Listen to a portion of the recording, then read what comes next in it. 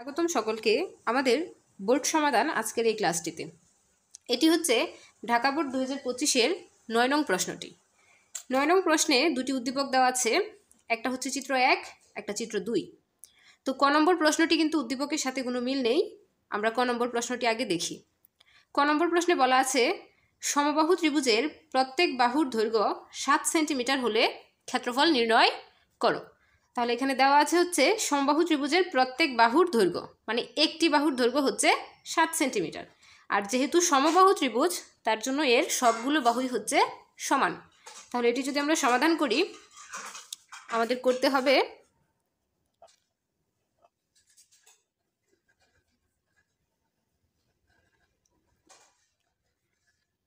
সমবাহু ত্রিভুজের বাহুর দৈর্ঘ্যকে আমরা এ ধরে নিব।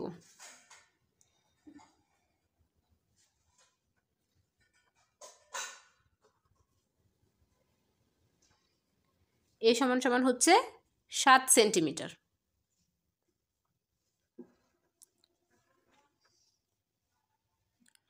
তো আমাদের কাছে জানতে চাইলো যে এর ক্ষেত্রফল কত, ক্ষেত্রফল নির্ণয় করো। তাহলে সমবাহু ত্রিভুজের ক্ষেত্রফলের সূত্র আমরা কি জানি? আমরা জানি সমবাহু ত্রিভুজের ক্ষেত্রফল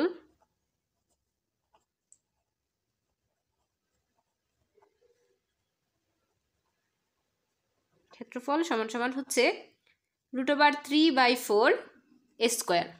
আচ্ছা, তাহলে এ মানে কত? এ মানে হচ্ছে সমবাহু ত্রিভুজের বাহুর দৈর্ঘ্য। তাহলে বাহুর দৈর্ঘ্য আমরা কত জানি? 7 সেন্টিমিটার। √3/4 এ হচ্ছে 7 স্কোয়ার। যেহেতু এখানে স্কোয়ার আছে আমরা দিব 7, এর মান হচ্ছে 7 আর স্কোয়ার।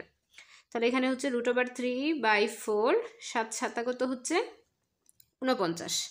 তাহলে আমরা কি করব? 49-এর নিচে তো 1 আছে, তাহলে √3 আর 49 গুণ করব, ভাগ করব কত দিয়ে? 4 দিয়ে। দেখি আমাদের অ্যান্সার কত আসে। 49 গুণ √3, এটাকে ভাগ করব কত দিয়ে? 4 দিয়ে। তাহলে আমাদের অ্যান্সার আসলো হচ্ছে 21.21 বর্গ সেন্টিমিটার। ক্ষেত্রফলের এককের সময় বর্গ হয়, আর বাহুর দৈর্ঘ্যের সাথে সেন্টিমিটার ছিল, সেজন্য হচ্ছে বর্গ সেন্টিমিটার। আশা করি সবাই ক নম্বর প্রশ্নটি বুঝতে পেরেছো। ক নম্বর প্রশ্নে এই পর্যন্ত অ্যান্সার রেখে দিলেও কোনো সমস্যা নাই। আর আমরা কি করলাম? ক্যালকুলেটরের অ্যান্সারটা বের করে দেখিয়ে দিলাম। আচ্ছা, এবার আমরা খ নম্বর অঙ্কটি দেখব। খ নম্বর অঙ্কে বলা আছে যে চিত্র 1-এ গাঢ় অংশের ক্ষেত্রফল নির্ণয় করো। তো চিত্র 1-এ যদি আমরা দেখি, গাঢ় অংশটি হচ্ছে, প্রথমে একটি বৃত্ত নেওয়া হলো, তারপর এই বৃত্তের ভিতরে অন্তর্লিখিত একটি চতুর্ভুজ আঁকা হলো, এবং চতুর্ভুজ ছাড়া বৃত্তের বাকি যে অংশটুকু এটাকে কিন্তু গাঢ় করে দেওয়া হয়েছে। তো আমাদের কাছে এই অংশটুকুর ক্ষেত্রফল জানতে চেয়েছে। আমরা যদি একটা বৃত্তের আমি সাপোজ এখানে একটু রাফ এঁকে দেখাই, একটা বৃত্তের পুরো ক্ষেত্রফল আমি নিলাম, তারপর ওইখান থেকে যদি আমি ভিতরের এই যে ক্ষেত্রটুকু, আয়তক্ষেত্রটুকু, সেইটুকু যদি তুলে নেই, মানে পুরো ক্ষেত্রফল থেকে, বৃত্তের পুরোটা ক্ষেত্রফল থেকে এই যে আয়তক্ষেত্রের ক্ষেত্রফল, এটা যদি আমি বাদ দিয়ে দেই, তাহলে কি বৃত্তের পাশের যে এলাকাগুলো এগুলো আমরা পাবো না?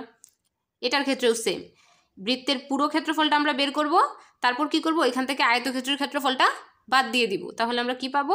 গাঢ় অংশের ক্ষেত্রফল। অঙ্কটি কিন্তু অনেক সহজ। তো সেজন্য আমাদের বৃত্তের কি লাগবে? বৃত্তের ব্যাসার্ধ লাগবে। তো আমরা কিন্তু আয়তক্ষেত্র থেকে দেখতে পাচ্ছি আয়তক্ষেত্রের যে কর্ণ, সেটাই আবার কি? বৃত্তের ব্যাস। তো আমরা চিত্র হতে পাই আয়তক্ষেত্রের কর্ণ সমান হচ্ছে কি? বৃত্তের ব্যাস। এটা আমরা লিখে নিব।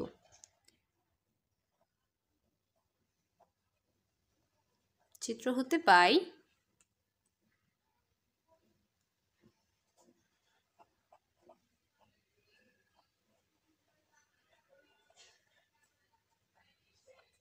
কর্ণ সমান হচ্ছে বৃত্তের ব্যাস। তাহলে আয়তক্ষেত্রের কর্ণের দৈর্ঘ্যের কিন্তু একটা সূত্র আছে। আয়তক্ষেত্রের কর্ণের দৈর্ঘ্য সূত্র হচ্ছে √a² + b²। তো এখানে এ আর বিতে বোঝাই হচ্ছে আয়তক্ষেত্রের দৈর্ঘ্য আর প্রস্থ। তো আমরা কিন্তু চিত্রে বলে দেওয়া আছে যে এই যে আয়তক্ষেত্রের দৈর্ঘ্য হচ্ছে 8 সেন্টিমিটার আর প্রস্থ হচ্ছে 6 সেন্টিমিটার। তাহলে এখানে আমরা লিখে নিতে পারি এই পাশে যে দৈর্ঘ্য আয়তক্ষেত্রের ক্ষেত্রে, অবশ্যই আয়তক্ষেত্রের দৈর্ঘ্য এ সমান সমান হচ্ছে 8 সেন্টিমিটার, সেন্টিমিটার না মিটার দেওয়া চিত্রে। আর প্রস্থ হচ্ছে বি সমান সমান 6 মিটার। আচ্ছা, সমান সমান হচ্ছে বৃত্তের ব্যাস। তাহলে আমরা লিখতে পারি √, এ মানে হচ্ছে আয়তক্ষেত্রের দৈর্ঘ্য। দৈর্ঘ্য কত? দৈর্ঘ্য হচ্ছে 8, আর প্রস্থ কত? প্রস্থ হচ্ছে 6। তাহলে এখানে আমরা কত পাবো? 8 স্কয়ার যোগ হচ্ছে 6 স্কয়ার, আমরা পাচ্ছি 100।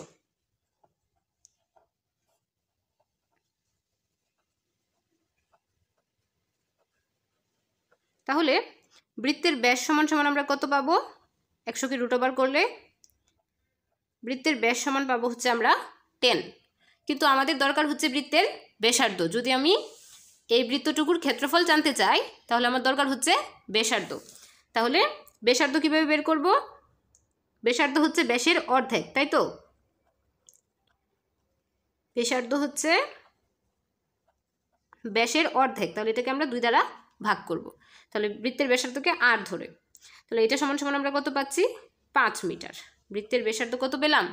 5 মিটার। এখন আমরা কি নির্ণয় করব? নির্ণয় করব হচ্ছে এই বৃত্তটুকুর ক্ষেত্রফল। বৃত্তটুকুর ক্ষেত্রফল কত? তাহলে সুতরাং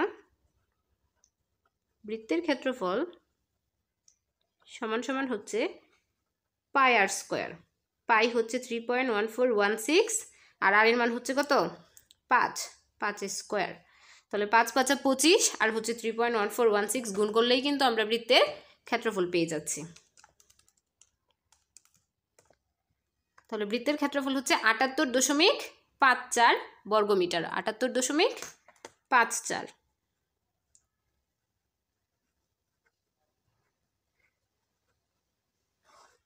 আমি এই পাশে করে দিচ্ছি। এখন এই বৃত্তের ক্ষেত্রফল থেকে আমরা কি করব? আয়তক্ষেত্রের ক্ষেত্রফলটুকু বাদ দিয়ে দিব, তাহলেই আমরা পাবো হচ্ছে গাঢ় অংশের ক্ষেত্রফল। তাহলে আয়তক্ষেত্রের ক্ষেত্রফল হচ্ছে দৈর্ঘ্য গুণ প্রস্থ। দৈর্ঘ্য এবং প্রস্থ দুটিই কিন্তু দেওয়া আছে।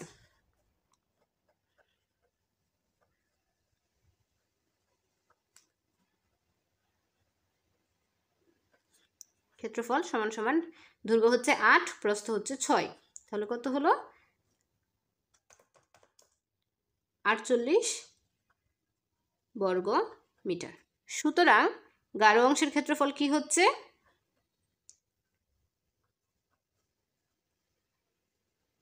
গাঢ় অংশের ক্ষেত্রফল হচ্ছে এই বৃত্তের ক্ষেত্রফল থেকে আমরা বিয়োগ করব কার ক্ষেত্রফল?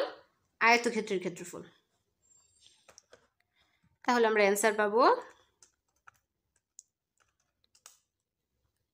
30.54 বর্গ মিটার। আশা করি সবাই অঙ্কটি বুঝতে পেরেছো। এবার আমরা গ নম্বর প্রশ্নটি দেখব। গ নম্বর প্রশ্নে বলা আছে, এই একটি চিত্র দেওয়া আছে, সিলিন্ডারের একটি চিত্র। সিলিন্ডারের আয়তন সেন্টিমিটার কিউব। সেন্টিমিটার কিউব দ্বারা বুঝতে পারছি যে এটা হচ্ছে আয়তনের একক। তাহলে মানে বাংলায় হচ্ছে ঘন সেন্টিমিটার। আয়তন হচ্ছে 2262 ঘন সেন্টিমিটার। আর সিলিন্ডারের উচ্চতা দেওয়া আছে, উচ্চতা কত? 20 সেন্টিমিটার। তো আমাদের কাছে জানতে চাইলো যে চিত্র 2-এ সিলিন্ডারটির সমগ্র তলের ক্ষেত্রফল নির্ণয় করো। তো সমগ্র তলের ক্ষেত্রফল নির্ণয় করার জন্য আমরা যদি সমগ্র তলের ক্ষেত্রফল নির্ণয়ের সূত্রটি লিখি সিলিন্ডারের ক্ষেত্রে, তো সূত্রটি হচ্ছে 2πr × r + h। এটি কিন্তু সমগ্র তলের ক্ষেত্রফল নির্ণয়ের সূত্র। তো এক্ষেত্রে কিন্তু আমার সিলিন্ডারের ব্যাসার্ধের মান লাগতেছে, কিন্তু এই চিত্রে কিন্তু কোনো ব্যাসার্ধের মান নেই। উচ্চতা দেওয়া আছে কিন্তু সিলিন্ডারের কিন্তু ব্যাসার্ধটুকু দেওয়া নেই। তো সেটা আমরা বের করে নিব হচ্ছে এই যে আয়তন দেওয়া সেটা থেকে। সেন্টিমিটার কিউব দ্বারা বুঝছি হচ্ছে এটি আয়তন দেওয়া, তাহলে এটি হচ্ছে সিলিন্ডারের আয়তন। তাহলে আমরা শুরু করি। তো সিলিন্ডারের আয়তন,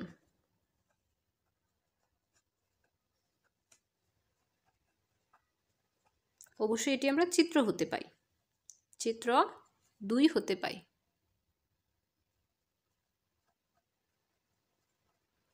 আচ্ছা, সিলিন্ডারের আয়তন সমান কত দেওয়া ছিল? এত সেন্টিমিটার কিউব। তাহলে সিলিন্ডারের আয়তনের সূত্র আমরা কি জানি? 2 পাই আর সিলিন্ডারের আয়তনের সূত্র হচ্ছে পাই আর স্কোয়ার এইচ। সিলিন্ডারের আয়তনের সূত্র হচ্ছে পাই আর স্কোয়ার এইচ সমান সমান হচ্ছে 2262। তো সিলিন্ডারের উচ্চতা কিন্তু দেওয়া ছিল। সিলিন্ডারের উচ্চতা কত দেওয়া ছিল চিত্রে? 20 সেন্টিমিটার। তাহলে এইচ এর জায়গায় আমরা কত বসাতে পারি? 20 সেন্টিমিটার। আর পায়ের মান তো আমরা সবাই জানি 3.1416 ইন্টু আর স্কোয়ার ইন্টু এইচ হচ্ছে 2262। তাহলে আমরা কি করব? 3.1416 আর 20কে গুণ করে দিব। 3.1416 গুণ 20, তাহলে 62.832। তাহলে আর স্কোয়ার ইন্টু 62.832 সমান হচ্ছে, আচ্ছা যেহেতু আমরা আর এর মান বের করবো, তাহলে এই যে 62.832 এটা কিন্তু আর স্কোয়ারের সাথে গুণ আছে, ওই পাশে গেলে কি হয়ে যাবে? ভাগ হয়ে যাবে।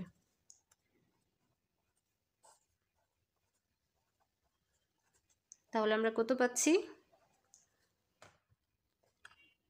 2262 ভাগ হচ্ছে 36.00। তার মানে এটাকে আমরা 36ই কিন্তু ধরতে পারি প্রায়। তাহলে আমরা 36 ধরি। তাহলে আর এর মান কত আসছে? আমরা তো আর দরকার, স্কোয়ার দরকার নাই, তো স্কোয়ারটা ওই পাশে করলে রুট হচ্ছে আর সমান সমান হচ্ছে আমাদের 6। তো আমরা সিলিন্ডারের ব্যাসার্ধ পেলাম হচ্ছে 6। তো এখন আমরা সিলিন্ডারের ব্যাসার্ধও জানি, উচ্চতাও জানি। উচ্চতা চিত্রেই ছিল যে 20 সেন্টিমিটার। এই যে সিলিন্ডারের উচ্চতা হচ্ছে 20 সেন্টিমিটার। তাহলে এখন আমরা নির্ণয় করব কি? নির্ণয় করব হচ্ছে সিলিন্ডারটির সমগ্র তলের ক্ষেত্রফল। তো সমগ্র তলের ক্ষেত্রফলের নির্ণয় সূত্র কি? 2 পাই আর ইন্টু আর প্লাস এইচ। এখন জাস্ট আমরা সূত্রটি বসিয়ে দিব এবং মানগুলো বসিয়ে দিলে অঙ্ক হয়ে যাবে।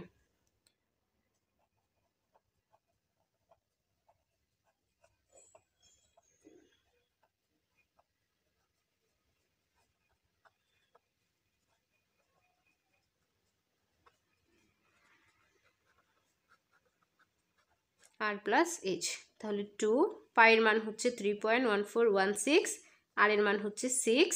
এই যে আমরা বের করলাম ব্যাসার্ধ আর হচ্ছে 6 আর উচ্চতা হচ্ছে 20। তাহলে কত হচ্ছে? 2 গুণ 3.1416 গুণ 6 গুণ 6 আর 20 26, এটাও কিন্তু এটার সাথে গুণ সম্পর্ক। তাহলে উত্তর আসতেছে 980.1792। যেহেতু ক্ষেত্রফল সেজন্য বর্গ, আর একক ছিল সেন্টিমিটার, সেজন্য হচ্ছে বর্গ সেন্টিমিটার। আশা করি সবাই অঙ্কটি বুঝতে পেরেছ। তবু যদি কারো কোথাও কোনো সমস্যা থাকে অবশ্যই কমেন্ট সেকশনে জানাবে, এবং অবশ্যই জানাবে তোমাদের পরীক্ষা আজকে কেমন হয়েছে। এবং যদি আমাদের চ্যানেলটি ভালো লাগে তাহলে অবশ্যই একটি সাবস্ক্রাইব করে দিবে। ধন্যবাদ সকলকে।